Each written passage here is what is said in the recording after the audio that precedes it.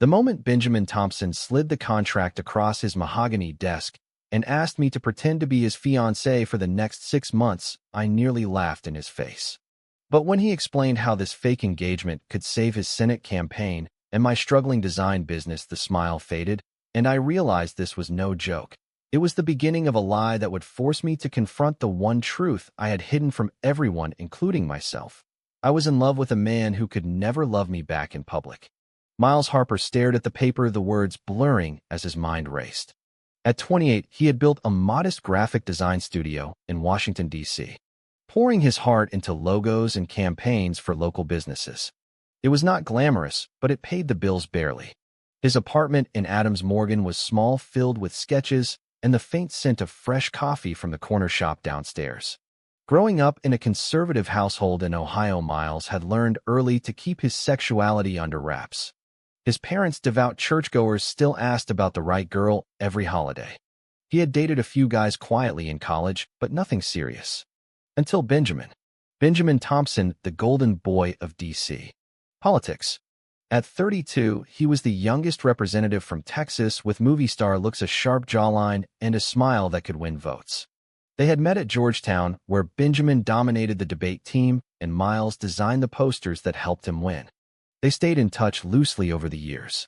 Now sitting in his spacious office overlooking the Capitol, Benjamin looked desperate under the soft glow of the desk lamp. "Look, Miles, I wouldn't ask if I wasn't in a bind," Benjamin said, his voice low and steady. "There is a rumor going around that I am not the family man the voters think I am. My opponent is using it to tank my Senate run. If I announce an engagement to a stable partner, it shuts everything down. You know me. It is just for show. 6 months public appearances, then we break up amicably after the election. I will pay you enough to cover your mom's medical bills, and then some. Your business gets my connections too." Miles swallowed hard. His mother's cancer treatment was draining every penny he had saved. The money could change everything. But the catch hit him like a wave. Benjamin was proposing they pose as a gay couple. Miles was gay, yes, but Benjamin? The man had never hinted at it. Was this his way of coming out without actually coming out? "I don't know, Ben. This could blow up in our faces," Miles replied, his heart pounding against his ribs. Benjamin leaned forward, his blue eyes intense under the office lights. "It won't. We control the narrative. You are my old college buddy. It makes sense. And no one gets hurt if we stick to the script. Hand-holding for photos, a few dinners, nothing more. Strict boundaries." They talked for hours. Miles asked every question he could think of. What would they tell their families? How should they act in public? Benjamin assured him the rules were clear. No real intimacy, just enough to sell the story. By the end of the afternoon, Miles signed the NDA and the contract, his hand shaking slightly. As he left the building, the D.C. evening lights twinkling along Pennsylvania Avenue, he felt a strange mix of excitement and dread. The air was crisp with the promise of fall. He walked home replaying every word. Benjamin had always been larger than life, confident and untouchable. In college, Miles had buried a quiet crush, convincing himself it was one-sided. Now that crush was being handed a spotlight, and he was terrified of what it might reveal. The next morning, Miles woke to a text from Benjamin. "First public appearance tomorrow night. Charity gala at the Kennedy Center. Wear the Navy suit. We will rehearse the story over lunch." Miles stared at the screen, his stomach twisting. This was really happening. At lunch in a quiet Georgetown cafe, Benjamin slid a folder across the table. Inside were talking points, their shared history rewritten for the cameras, and a timeline of fake dates. "We met again at a mutual friend's wedding last year," Benjamin explained calmly. "Sparks flew. We kept it private until now." Miles nodded, memorizing every line while his mind screamed that none of it was real. That night, alone in his apartment, Miles stood in front of the mirror practicing a smile. He looked the part, handsome with dark hair and warm brown eyes, but inside, he felt like a fraud. The money would help his mom. That was the only reason, he told himself. Yet as he practiced saying, "Yes, I am engaged to Benjamin Thompson," the words felt dangerously close to the truth he had never admitted even to himself. The gala arrived faster than he expected. The Kennedy Center glowed under strings of lights. Cameras flashed as Benjamin's black SUV pulled up. Miles stepped out first, then offered his hand. Benjamin took it, squeezing once, a silent reminder of the script. The touch sent an unexpected jolt through Miles. Inside the ballroom, heads turned. Benjamin introduced him with effortless charm. "Everyone, this is Miles Harper, my fiancé." The word hung in the air like a spotlight. Guests congratulated them, some with genuine smiles, others with curious glances. Miles smiled through it all, but his chest tightened every time Benjamin's hand rested on his lower back. Later at the bar, Benjamin leaned close, whispering, "You are doing great. Just keep it natural." His breath brushed Miles's ear, and for a split second the line between fake and real blurred. Miles laughed softly, playing the part, but inside, he wondered how long he could pretend when every glance from Benjamin felt like it was waking something he had buried for years. As the night ended, and they rode back in silence, Miles stared out the window at the monuments glowing in the dark. This was only the beginning.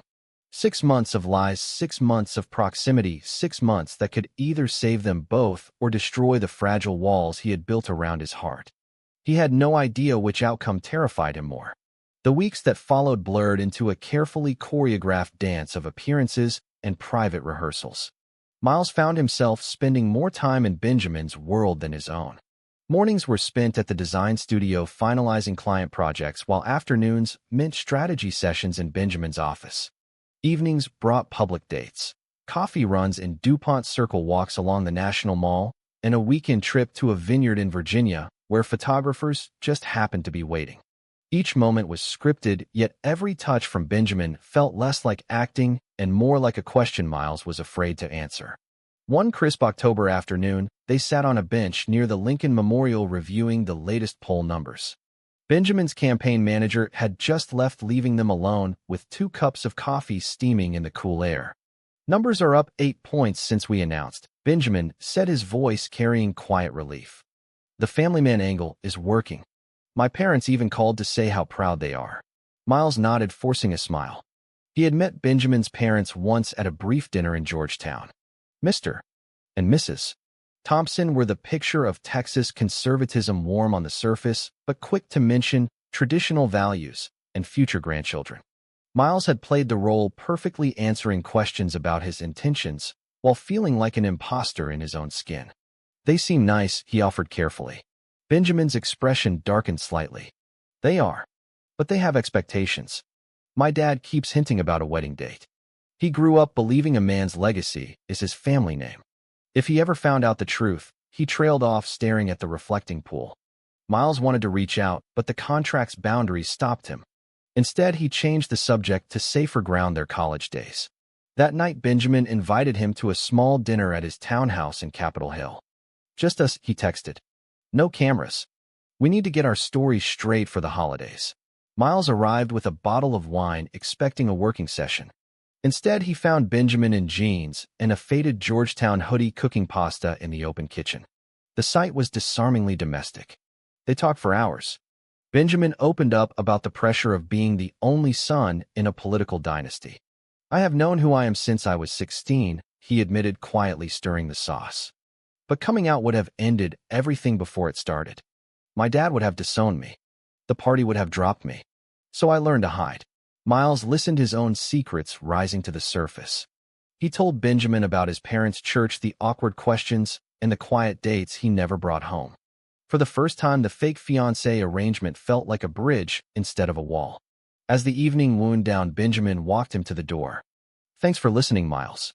This is harder than I thought, but having you here makes it bearable." The words hung between them. Miles nodded, stepping into the cool night air, his heart racing. On the walk home, he replayed the conversation, wondering if Benjamin's gratitude was turning into something more or if he was simply projecting his own growing feelings. The following weekend brought the first real test. Benjamin's sister Emily was visiting from Austin and insisted on a family brunch.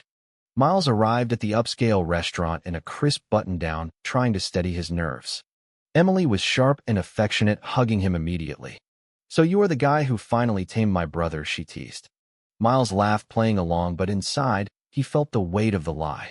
Halfway through the meal, Benjamin's phone buzzed. A text from his father. "Saw the new photos. Looking forward to meeting Miles properly at Thanksgiving. Proud of you, son." Benjamin showed him the message under the table, his face pale. The pressure was mounting.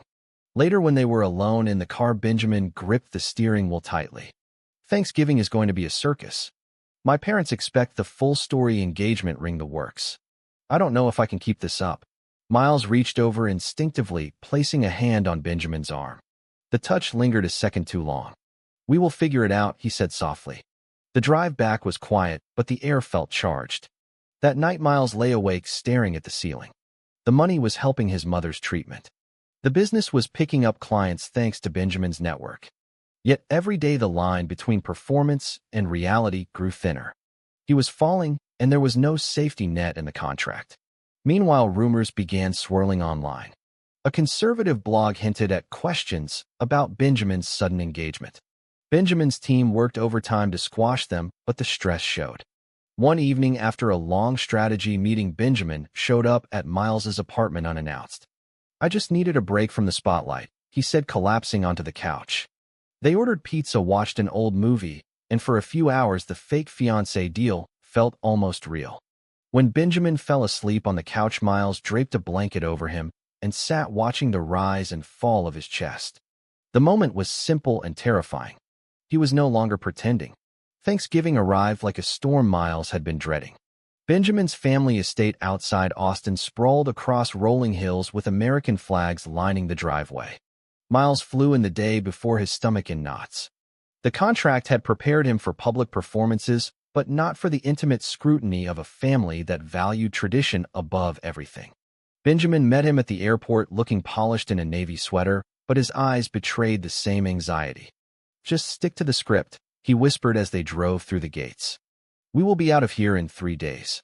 The house smelled of turkey and pecan pie. Benjamin's father, a retired judge, greeted them with firm handshakes. Miles, good to finally meet the man who stole my son's heart. Mrs. Thompson hugged him tightly, already planning wedding details.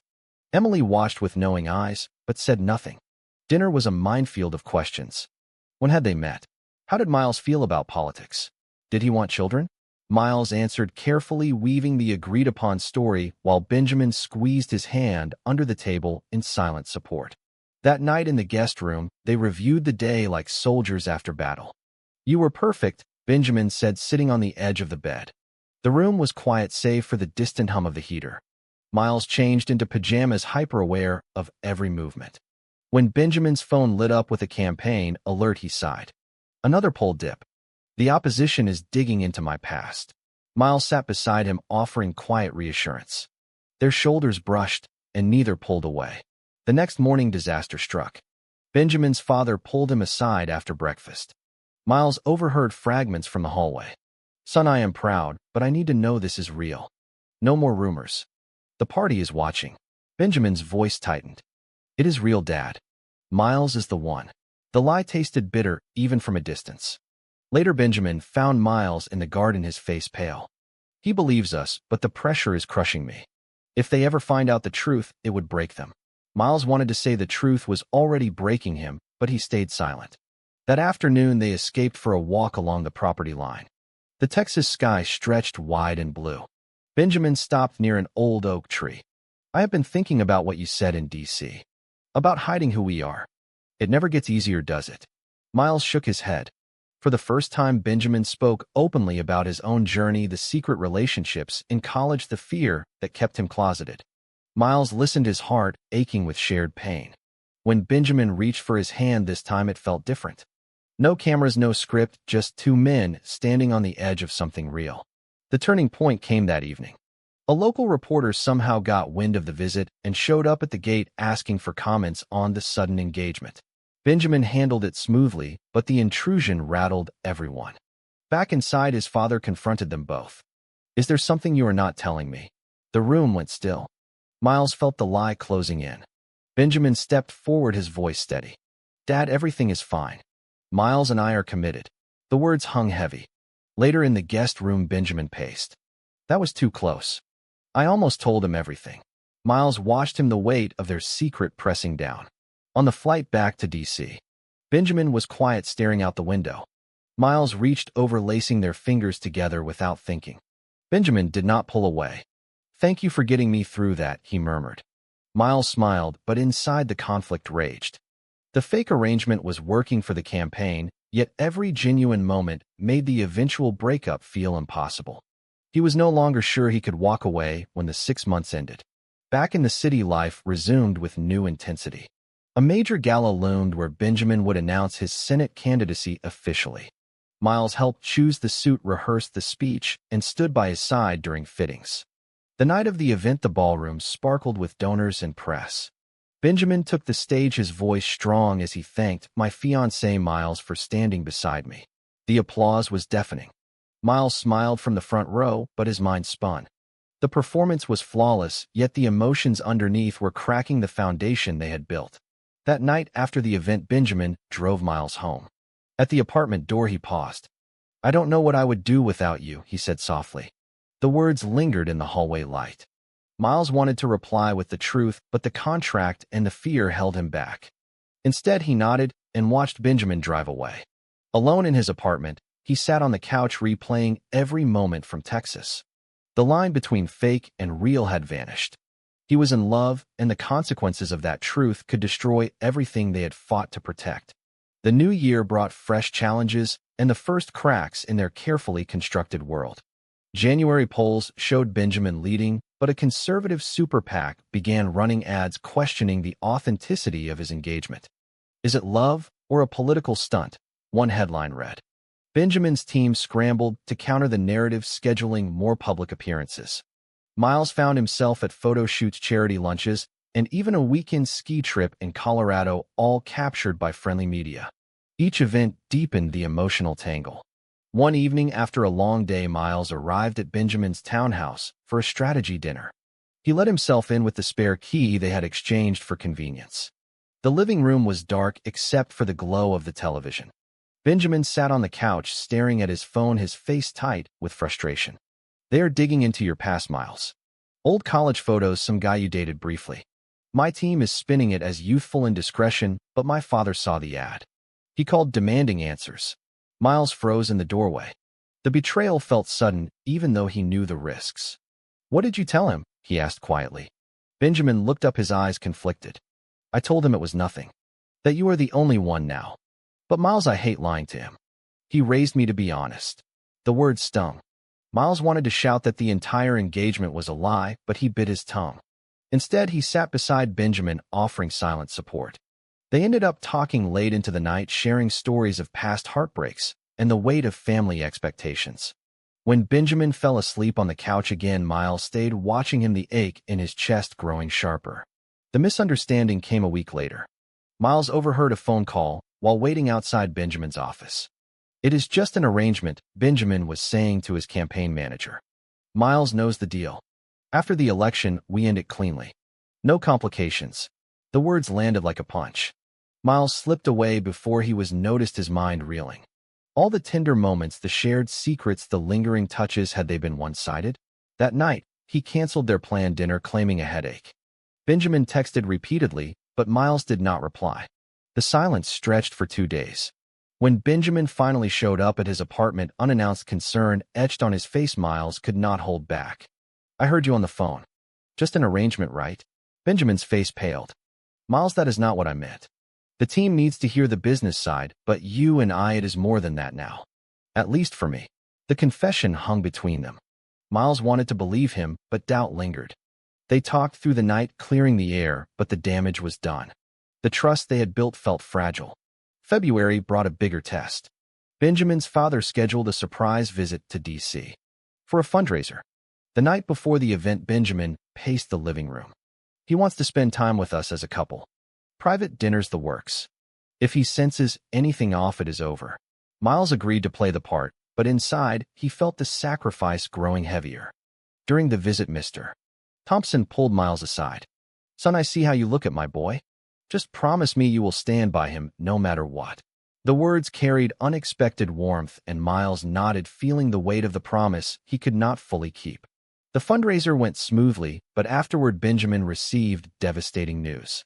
A leaked internal memo from his own staff suggested the engagement was staged for votes. The story hit the blogs by morning. Benjamin's phone exploded with calls. In the chaos, he made a decision that shattered Miles. "I need to distance us publicly for a few weeks," he said over the phone, his voice strained. "Just until the story dies. It is for the campaign." Miles felt the betrayal cut deep. He agreed, but the hurt lingered. Alone in his studio, Miles poured his pain into work designing campaign graphics that ironically promoted the very image tearing them apart. Friends noticed his withdrawal, but he could not explain. The sacrifice was his to bear. He had fallen in love, and now he was stepping back to protect the man he could not have openly. The days dragged. Benjamin sent texts, but Miles kept replies short. The emotional distance grew even as the political storm raged. One rainy night, Benjamin appeared at his door, soaked from the downpour. "I cannot do this anymore," he said, stepping inside. The distancing was a mistake. "I miss you, Miles. The real you." They stood inches apart, the air thick with unspoken words. Miles wanted to pull him close, but the fear of more pain held him back. "What about your career? Your family?" Benjamin's answer was simple and devastating. "I am tired of choosing between them and you." In that moment, the turning point arrived. The secret was no longer sustainable. March brought the storm they had both feared. The leaked memo exploded into national news. Cable channels debated whether Benjamin Thompson's engagement was a calculated ploy. Protesters gathered outside his office. His father flew in demanding a private meeting. Miles watched the coverage from his apartment, his heart breaking with every headline. Benjamin called late one night, his voice raw. "The team wants me to deny everything, but I cannot keep lying, Miles. Not to you. Not anymore." They met at a secluded park near the Potomac at dawn. The cherry blossoms were just beginning to bloom, painting the path in soft pink. Benjamin looked exhausted, his usual confidence cracked. "I told my dad the truth last night," he confessed. "Not the whole truth, but enough. That our relationship started as an arrangement, but became real. He did not take it well. Said I betrayed the family legacy." Miles listened, the words sinking in. The secret was out, and the consequences were immediate. Benjamin's campaign donations dipped overnight. His sister texted support, but the family silence spoke volumes. The climax built during a heated press conference. Benjamin stood at the podium, Miles by his side for the first time without a script. Cameras flashed as he spoke. "The rumors are true. Miles and I began this journey under unusual circumstances, but what we have now is real. I am gay, and I am proud of the man I love." The room erupted. Miles felt the world tilt. Benjamin had just risked everything. In the chaos that followed, they slipped away to Benjamin's townhouse. There in the quiet, Benjamin turned to him. "I could not hide anymore. Not when hiding meant losing you." Yet the fallout was swift. Benjamin's father cut off contact temporarily. Conservative allies distanced themselves. Miles's own parents called, confused and hurt. "Why didn't you tell us?" his mother asked, tears in her voice. The misunderstandings that had built over months finally surfaced. Miles explained everything: the arrangement, the fear, the love. His parents needed time, but their love did not waver. The betrayal from within Benjamin's staff was exposed, and the guilty party fired, but the damage lingered. Through it all, Miles made a sacrifice of his own. He stepped back from the spotlight, telling Benjamin, "Focus on the campaign. I will be here when it is over." Benjamin refused. "No more hiding. We face this together." Their first public date after the announcement was a simple walk along the mall. Hand in hand, they ignored the stares and the cameras. The emotional release was overwhelming. Miles finally admitted the depth of his feelings, the crush from college, the months of pretending. Benjamin listened, then pulled him close. "I fell for you the night you signed that contract. I was just too scared to admit it." The confrontation with Benjamin's father came a week later. The older man arrived unannounced. "I raised you better than this," he said at first, but as the conversation deepened, he saw the sincerity in his son's eyes. "If this man makes you happy, then I will learn to accept it. Family comes first." The words were not perfect, but they were a beginning. Miles watched from the doorway, tears in his eyes. The journey of acceptance had begun for everyone. Yet the greatest test was still ahead. Election day loomed, and the polls were neck and neck. Benjamin poured everything into the final weeks while Miles stood beside him, designing new campaign materials that now carried a message of authenticity. The nights were long, filled with strategy and quiet moments of reassurance. One evening after a rally, Benjamin dropped to one knee in the empty campaign office. "This time it is real. Marry me, Miles, not for the cameras, but for us." Miles said yes, his heart full. The proposal was simple and honest, the opposite of their beginning. The emotional peak came on election night. As results rolled in, Benjamin held Miles's hand tightly backstage. When the victory was called, the crowd cheered, but the real triumph was the man beside him.